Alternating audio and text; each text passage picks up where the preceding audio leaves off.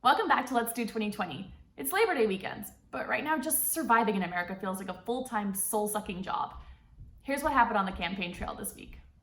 On Tuesday, the president encouraged North Carolina residents to vote twice in the 2020 election, once by mail and once in person, just to make sure that their vote is counted. Next thing you'll know, he'll be asking everyone to register their cats to vote. I hope that stays a joke. The comment is just one more way that the president is sowing seeds of doubt into the election in November, which is terrible for America, but great for the longevity of this show. For those of you who don't know, voting twice is not only illegal, it's also a felony in most states, including North Carolina. But that kind of makes sense, as we all know Trump has a thing for bad boys. And speaking of law and order, both Trump and Biden visited Kenosha, Wisconsin this week after the police shooting of a black man 7 times in the back sparked a week of protests. Despite being asked by local authorities not to show up, Trump came to the Badger State to do some good old badgering of his own. He then went on to defend a white supremacist who murdered 2 protesters this week, refused to acknowledge systemic racism or mention Jacob Blake by name, and on Friday banned diversity training in the federal government, a triple maneuver now known as the Stephen Miller 1080. In stark contrast, Biden arrived in Kenosha for a Kumbaya community meeting and to speak with Jacob Blake and his family, both situations that probably were super awkward at best.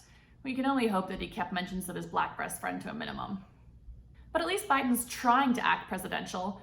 Our current president is currently trying, and failing miserably, to act like a human being. An article by The Atlantic this week blasted Trump for comments he's made about military service members. He has apparently asked that wounded service members be kept out of military parades because, quote, nobody wants to see that. He's questioned service members' intelligence and called soldiers who died for their country suckers and losers. Maybe he just keeps going back to those insults because they're the ones he hears the most. Say what you will about Trump supporters, they're definitely dedicated. Not even the most vile comments from this draft-dodging coward will get them to change their minds. At this point, Trump could punch Tom Hanks, ban apple pie, cancel the Super Bowl, and say that we're only allowed to have one kind of cereal from now on, and people would still be chanting, "Lock her up." This week, the poster girl for unwavering support was back in the news. That's right, it's Sarah Huckabee Sanders. And we're lucky enough to have an interview with her about her exclusive memoir. Hi Sarah, congrats on the book. What inspired you to write it? Look, if you invited me here to answer gotcha questions from a fake news journalist, then you're lower than a snake's belly in a wagon rut. You asked me if you could be on the show, remember? To promote your book? Sorry, Becca, I'm still getting used to being off the clock. No worries. In the book, you talk about some interesting anecdotes from your time at the White House, like the time that Kim Jong-un winked at you. That is so typical. I mentioned one incident where the president asks me to give the whole husk to a murderous dictator, and you blow the whole thing out of proportion. You reporters are as windy as a bag of farts. Okay, again, Sarah, I am just asking you to elaborate on something that you mentioned in your own book. God, damn it, it's just so hard to break old habits, you know? Okay, let's move on to something lighter. Your first day on the job, you accidentally parked in Mike Pence's parking spot and the Secret Service had to tell you to move? That's super funny. Oh, sure, I'm just a laughing stock to you, aren't I? Look, go ahead, I can take it. I'm so ugly, you'd hire me to haunt a house. I'm so hungry, my belly thinks my throat was slit. What else? I'm so far up Trump's butt, I could use his uvula to play tetherball, right? I can see by the look on your face I just did another bad. Everyone's always after me. Come on, Sarah. Get it together, Sarah. Run for governor, Sarah. Sorry, what?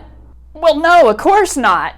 I mean, maybe. Okay, but speaking of elections, in the book you say that Trump, even though he isn't perfect, is the best choice for Americans. I know what you're right doing. now. You're trying to make me look stupid. That's the last time I'm calling on you, Becca. This show ain't nothing but a left-wing, radical, communist gossip rag.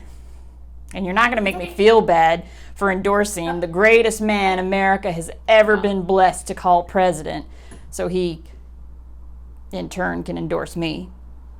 Know any campaign managers with loose morals? Isn't that part of the job? Sarah Huckabee Sanders, everyone. And finally, in further going down with the ship news, a Trump boat parade in Texas on Saturday was sunk by blue waves, ruining a mega fun time. Let's Do 2020 as an exclusive look at the names of the boats that sank on Lake Travis. Trickle-down economics. Grabber by the buoy. The Bigly Dinghy, not to be confused with the huge yacht. The Fake News Booze Cruise. The Art of the Keel. Poseidon.